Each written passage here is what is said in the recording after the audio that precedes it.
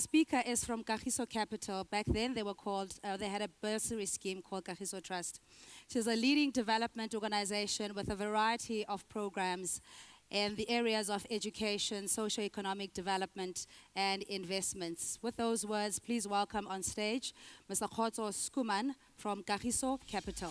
Thank you to Cindy, to the founders of WDB, the trustees, the executive and management of both the trust and the investment company, and to the staff, distinguished guests, and ladies and gentlemen. Faith called me, but Faith did not give me time, but said, look, you have to be short. And that meant that I had to make sure that I'm going to stick at least to a minute in trying to share my tribute to WDB. And I was extremely humbled to be requested to pay tribute on behalf of Kagiso Capital and Kagiso Trust to WDB.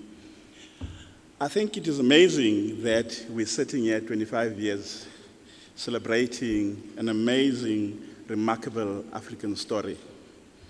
A story that was conceived to empower women to take themselves out of poverty.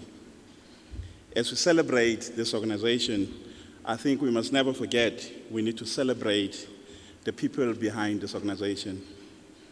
The people behind this organization have always had an attitude of complete, unassuming attitude and extraordinary leadership qualities, and the foresight of the founders and executives and management to establish this company. Your profound values-driven leadership continues to provide hope to rural people because they see too many examples of people in positions of influence and authority who are self-serving, who are simply indifferent to the real economic and social transformation challenges of this country and the impact this has on the poor, particularly women. Thank you for your commitment to the vision of WDB in a period where many organizations run and managed by your friends, your comrades, the fortunate, the well-off, the rich, who delight in the terrific deals of our new economy. To accumulate wealth, more for what it means for themselves and less for what it means for their communities in a society that is broken around the divides of the rich and poor. The deals that have profoundly changed our social, political, and economic struggle orientation.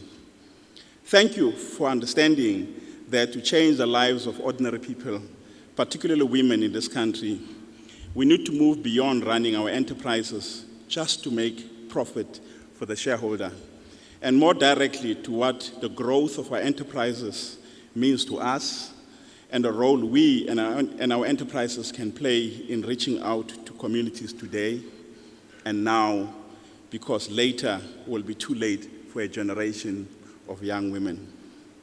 Thank you for your deep understanding of the interrelation of the individual and society, for your understanding that you cannot put the individual on one side because he or she is successful and wealthy, and the rest of society on the other side because society is poor, rural, and black. Thank you for the true meaning you've given to the concept of inclusive growth in an environment where some politicians, businesswomen, and men use the concept to patronize poor rural people, particularly women. Thank you for the role you are playing in supporting and working with women to claim their space in a very male-dominated society.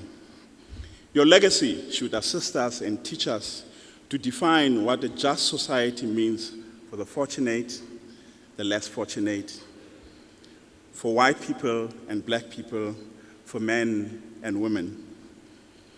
Unless we learn from you, business, government, civil society leaders will not escape the judgment for having made self-serving decisions to serve our own interests at the expense of the broader society.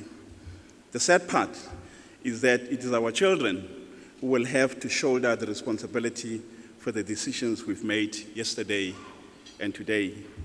We wish WDB many more years to come. Thank you.